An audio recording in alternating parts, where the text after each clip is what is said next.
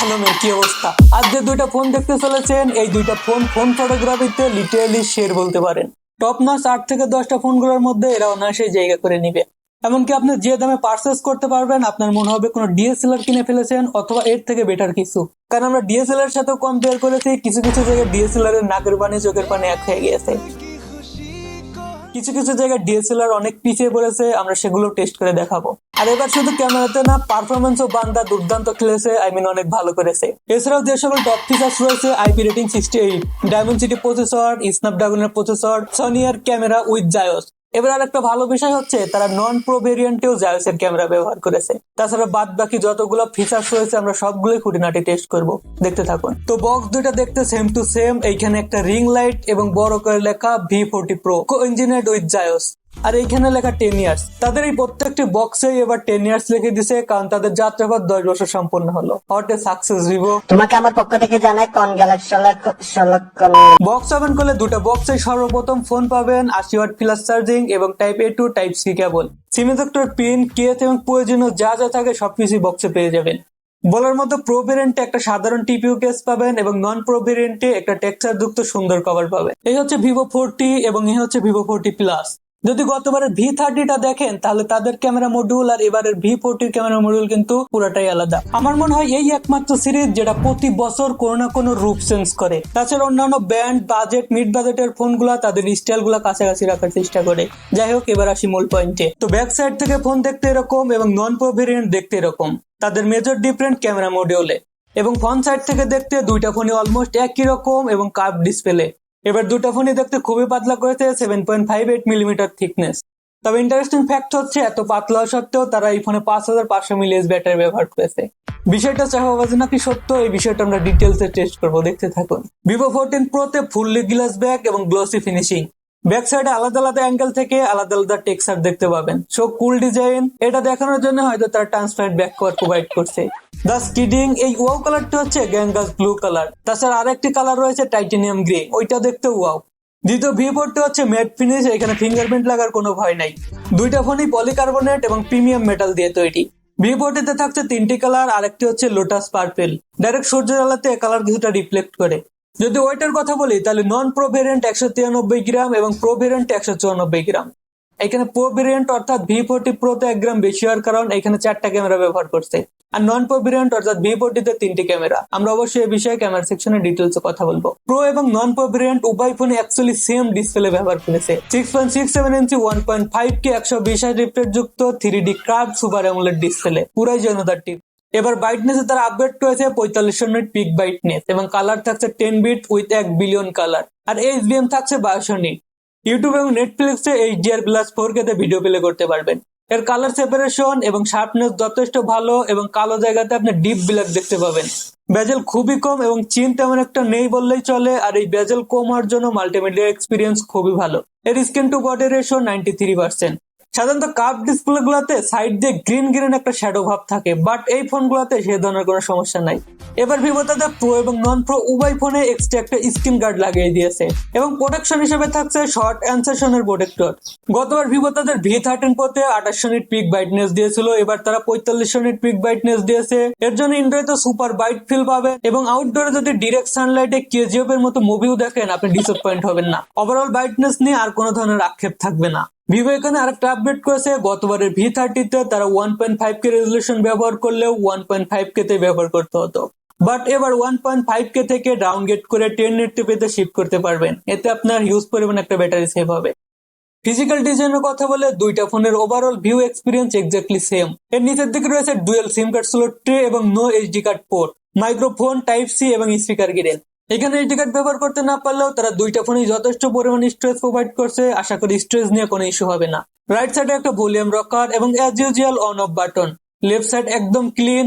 উপরের দিকে রয়েছে ডুয়েল মাইক্রোফোন এবং তার সাইডে লেখা professional portrait. Speaker clear, studio এবং লাউড। যদি এর সাথে ডলবি অ্যাটমসফিয়ার সাপোর্টটা দিয়ে দিত তাহলে ওভারঅল প্যাকেজটা আরো ওয়াও হতো। প্রসেসর সেকশনে রয়েছে ভিভো এর V14 Pro-তে মিডিয়াটেকের ডায়মন্ডসিটি 9200 প্রসেসর।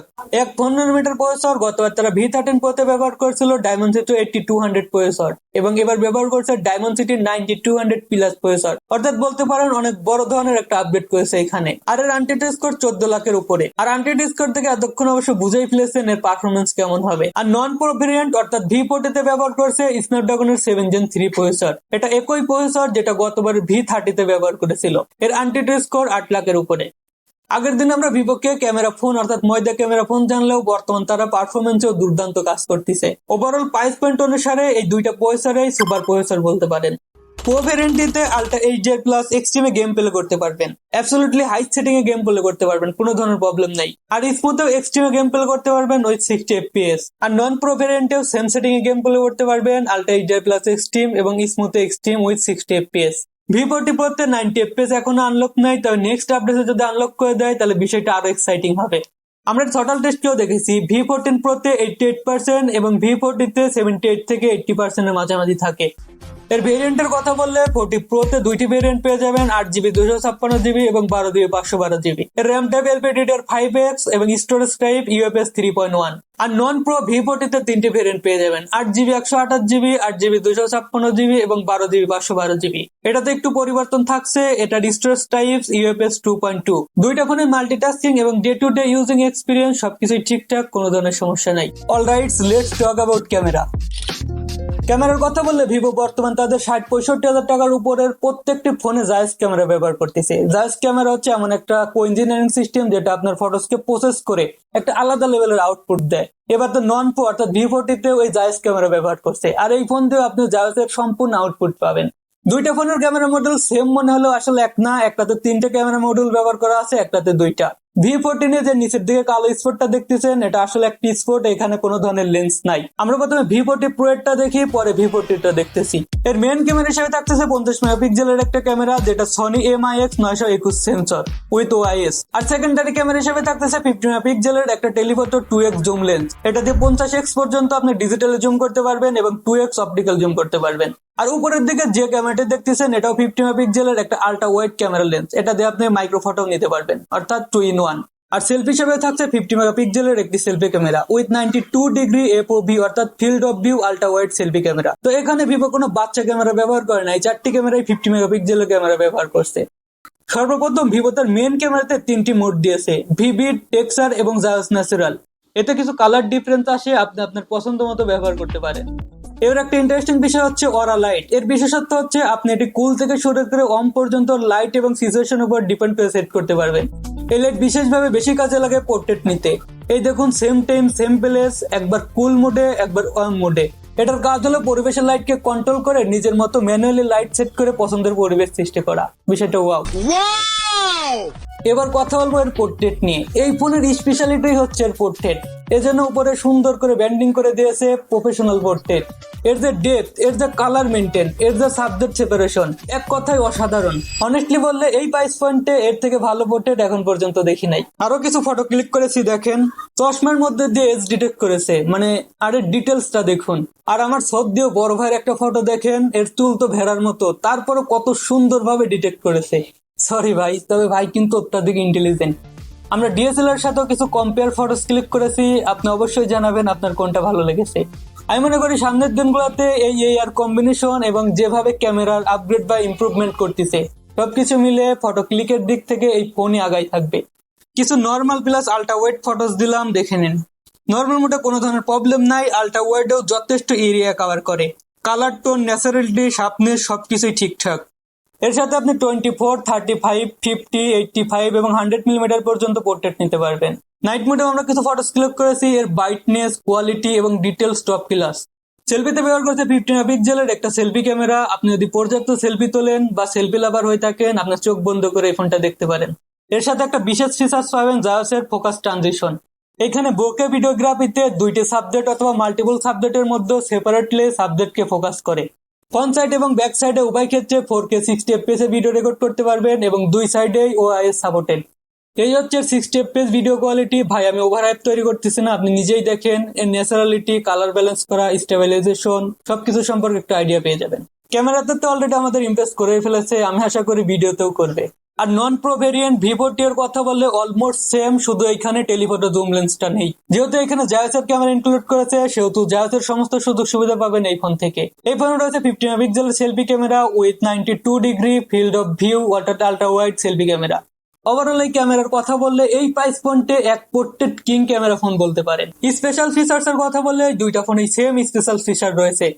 নাম্বার 1 থাকছে আইপি রেটিং 68, আপনি পানির মধ্যে যেখানে খুশি যেমন খুশি ফোন ব্যবহার করতে পারেন, কোনো প্রবলেম নাই। নাম্বার 2 রয়েছে ইন ডিসপ্লে ফিঙ্গারপ্রিন্ট, যথেষ্ট ফাস্ট অ্যান্ড অ্যাকুরেট। নাম্বার 3 রয়েছে কল রেকর্ড, কিছুদিন আগে সব ফোন কোম্পানিগুলো কল রেকর্ড গুলো তুলে দিছিল, আর কল রেকর্ড করলে অপর প্রান্তের লোক শুনতে পায় যে আপনি কল রেকর্ড করছেন।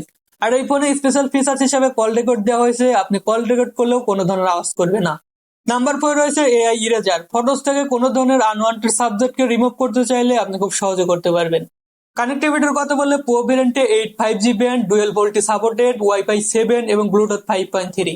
এছাড়া নন প্রো ভেরিয়েন্টে সারপ্রাইজলি স্ন্যাপড্রাগন প্রসেসরটি একটু পরে আসায় আপনি এখানে ব্লুটুথ 5.4 পেয়ে যাবেন এবং ওয়াইফাই 6। বাকি সবকিছুই সেম, তবে এতে নেগেটিভ বিষয় দুইটা ফোনের একটাতেও NFC থাকতেছে না। সফটওয়্যার সেকশনে তাদের নিজস্ব ফান্টাস ওএস এবং আউট অফ বক্স অ্যান্ড্রয়েড 14, 3 বছরের মেজর ওএস আপডেট এবং 4 বছরের সিকিউরিটি আপডেটের প্রমিস করেছে তারা। কিছু আনওয়ান্টেড ব্লোটার অ্যাপস তো রয়েছে, আপনি চাইলে সেগুলো আনইনস্টল করে দিতে পারেন। আর যদি উল্টাপাল্টা কোনো নোটিফিকেশন আসে আপনি চাইলে সেটাও ভি স্টোর থেকে অফ করে রাখতে পারবেন। ব্যাটারি সেকশন রয়েছে 5500 mAh এর বিগ ব্যাটারি এবং 80 ওয়াটের ফ্লাশ চার্জিং। গতবার V30 তে 5000 mAh ব্যাটারি ছিল, এবার 5500, স্লাইটলি আপগ্রেড বলতে পারেন। আর আমরা এর চার্জিং টাইমও টেস্ট করেছি, বক্সের চার্জার দিয়ে ফুল চার্জ হতে সময় নেয় 52 থেকে 53 মিনিটের মতো। Let's talk about price. Vivo 14 Pro তে এর 8GB 256 ভেরিয়েন্টটি বাংলাদেশ প্রায় 70,000 টাকা, আর 12GB 512GB 78,000 টাকা। আর V40 এর প্রাইসের কথা বললে এর 8GB 128GB 50,000 টাকা, 8GB 256GB 55,000 টাকা এবং 12GB 512GB হচ্ছে 62,000 টাকা। তো ওভারঅল এই ছিল V40 এবং V40 Plus। তো ভিডিওটি কেমন লেগেছে অবশ্যই কমেন্ট বক্সে জানাবেন, আর কোনো প্রশ্ন থাকলে সেটাও আমি 100% রিপ্লাই দিব। ভিডিওতে একটা লাইক এবং চ্যানেলটি সাবস্ক্রাইব করে রাখবেন। দেখা হবে খুব শীঘ্রই আবার। ভালো থাকবেন, আল্লাহ হাফেজ।